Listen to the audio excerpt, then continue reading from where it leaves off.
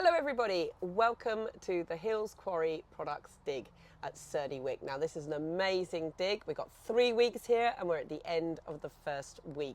We've got material from both the Ice Age and the Jurassic, and we have loads of people participating in the dig, including representatives and students from over 20 universities. It's an amazing dig.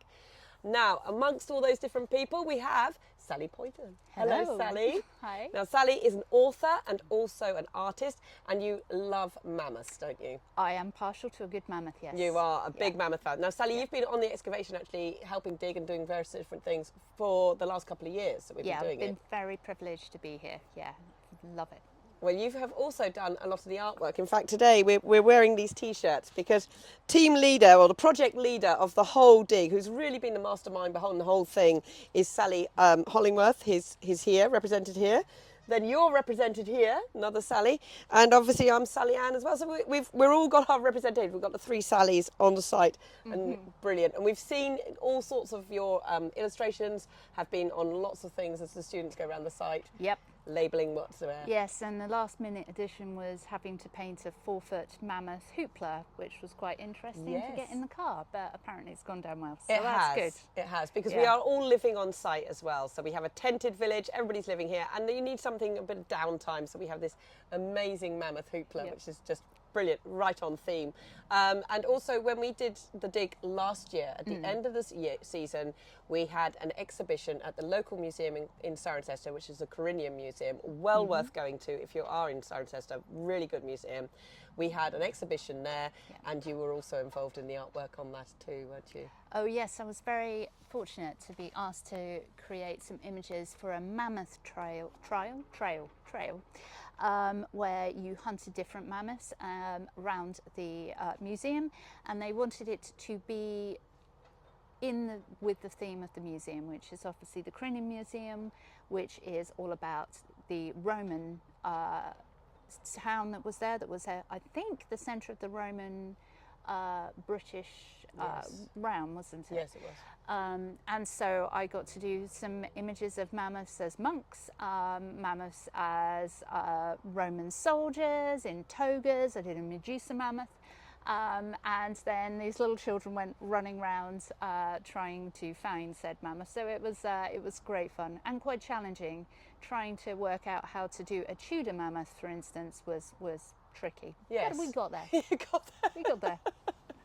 Well, you've done loads. I'll be very pleased. I have my own little mammoth here with me in my high vis and my hard hat, and all about my place of what I'm doing. You've done the same for Sally as well. Yeah. Absolutely brilliant. You are a star, and you bring a real flair to the dig. You really do. It's a very polite way of saying it, but thank you, appreciate it. It's great. And you're busy writing a book at the moment, actually. You've got one coming up, have you, for publishing? Yes, I have. So I'm very, very fortunate that after a very long time writing, 19 years, I've got a publishing contract, and I've got a book coming out with Simon & Schuster in next spring, March time, called Mammoth Rider, which is middle grade speculative fiction for kids between age 11 and 13, about that age, and it's about a alternative contemporary world where mammoths have already been cloned and brought back to help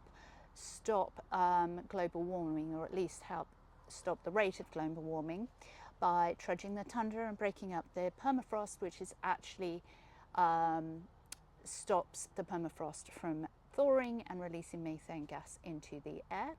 And 3 children have to save the herd of these de-extinct woolly mammoths, including a very rare white mammoth calf, from a big game hunting obsessed billionaire. So it's a big roaring adventure, like you would.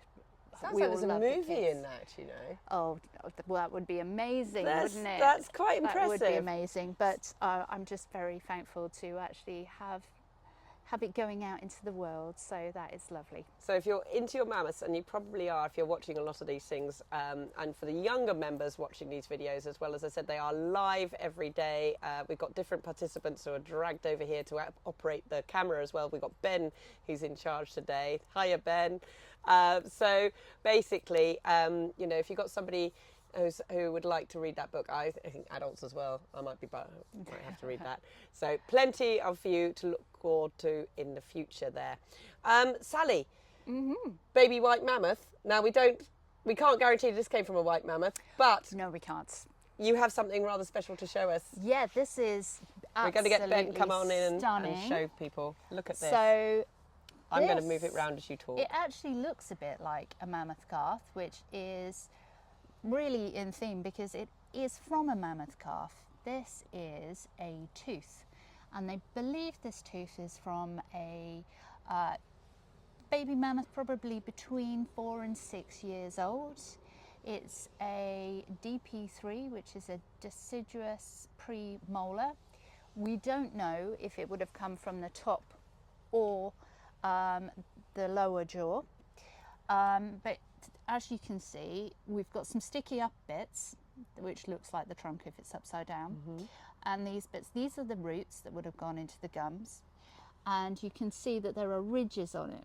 Now, if you take your tongue and just go over the top of your teeth in your mouth, especially the molars, you'll see that they're bumpy, and that's so that you can crush your food so that you can digest it easier. And so mammoths had lots of these ridges so that they could eat their food.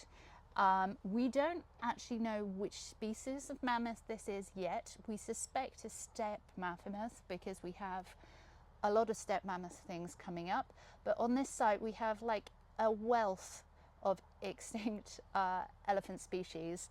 We've had woolly mammoths, we've had steppe mammoths, we've had straight-tusked elephants, so until it's been fully identified we can't tell what type, but we suspect it probably or could be a steppe mammoth.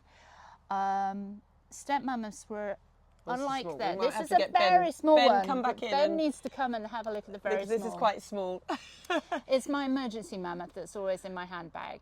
So this is a steppe mammoth. So unlike its woolly and more famous cousins, I guess, they didn't have quite so much in the way of fur. They don't have quite so much of a pronounced hump either on here, and they still had curved tusks, but they weren't as curvy as the woolly mammoth, and that's because they are evolved to a slightly different habitat. It's not so cold, so they don't need all of their woolly coat. They also don't need the hunch on the back, because that big hunch on the back is actually fats. It's basically their lunchbox for when it's too cold and there's no food about. And I think the tusks are probably a different shape because they didn't do so much shoveling and ploughing of snow. Right, yes, so makes a lot of sense. It's a different type. But yes, so this is a beautiful little mammoth tooth, and it's just so gorgeous, and I wasn't there when it was found. I'm very envious about that, but it is gorgeous, and there we go, a little mammoth tooth. It's sat on a towel that's damp because we've just borrowed it quickly to show you from conservation where it's got to go back because they're in the process of stabilising it, aren't they, at the moment. So we can't have much longer with it because unfortunately they are itching to have it back there so they can carry on, because this is a vital part of all the finds that are coming up, is that conservation work, because they can very quickly dry out and sadly break down, so that has to be stopped, that process, and then the tooth stabilised. But Sally, that is amazing, isn't it? It's just fantastic. It coincides very well with your book. It does. And just a little fact for other people about mammoth coats, because we talked about different colours.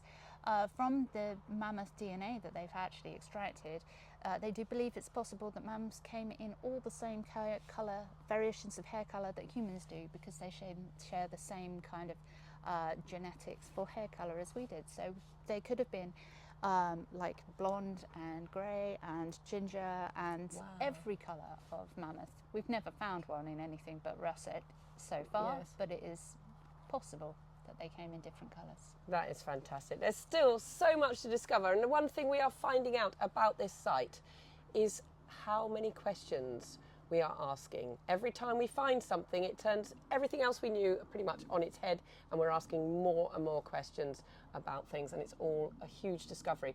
We are only 1 week in of this 3-week dig. We have already changed a few things and brought some new science to the forefront. It's just amazing, isn't it? It is, and I think it's just an amazing site because everybody that's here is here voluntarily, and it's done entirely on donations, and everybody involved in this is so generous with their time, with their knowledge and with their resources, and I don't think there are many places that you get that. It's just an utter privilege to be here. Absolute shout out to Sally and Dr. Neville Hollingworth, because they have made this possible for everybody. And we have more experts coming in every day. Keep watching our videos, keep watching them, because you'll find out about more the finds that are coming up. You'll be meeting different people like Sally, and it's just going to be fantastic. So keep following, and the videos have a hashtag, which is TussForce.